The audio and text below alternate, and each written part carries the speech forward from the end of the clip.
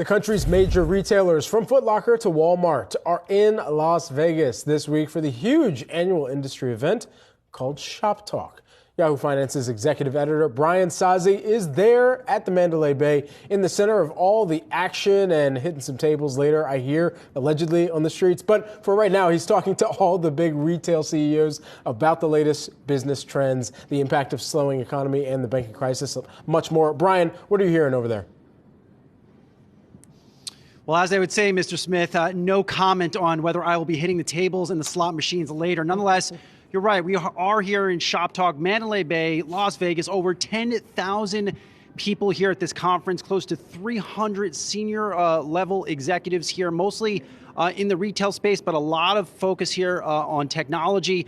You walk behind me here, that's the large installation center, hundreds of demos and installations, really giving consumers and other people at this conference a good snapshot in the future of retail, seeing a lot of artificial intelligence. That is being talked up a lot. Also, believe it or not, despite it being an old technology, mobile pay, PayPal's out there on the floor as well. Now, speaking of all this, I actually got to catch up with Pinterest CEO Bill Ready.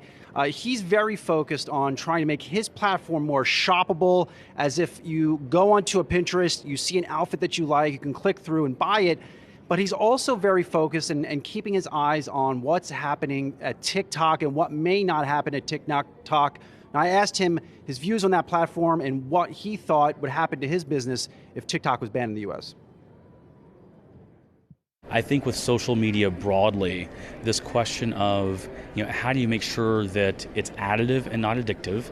How do you make sure that people feel better after having spent time with it is really important. And we think that's our role to play, because there's been lots of research that has shown that as people spend more and more time on social media, they have rising rates of anxiety, rising rates of depression. People feel worse after having spent time there.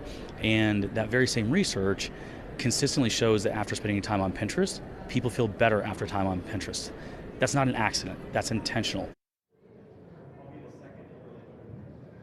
Now, Bill, he declined to say whether if TikTok were to be banned here in the US, if they would see a pickup in users. But of course, you would have to think, if there is no TikTok, a platform like a Pinterest, a Snap, and of course, Instagram and Facebook theoretically would see an improvement in users. But again, right now the focus for Bill Ready at Pinterest is making that platform more shoppable and continue on what he has been telling me, focusing on a more positive social media experience on Pinterest.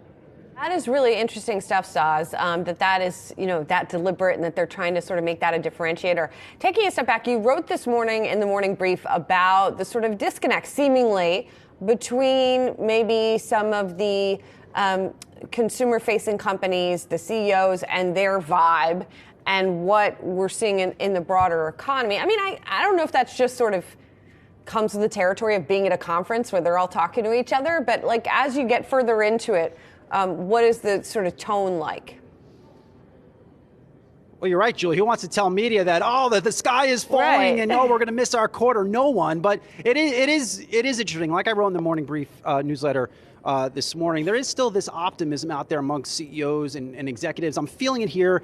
I asked Bill Ready over Pinterest, Pinterest CEO, if the ad market winter is starting to thaw. He did tell me ad demand is choppy, but I did sense a slight shift in tone from Bill relative to when we talked last month, maybe a little bit of an improvement. Now, I also talked to Chewy CEO Sumit Singh. We'll have that interview in the 11 o'clock hour.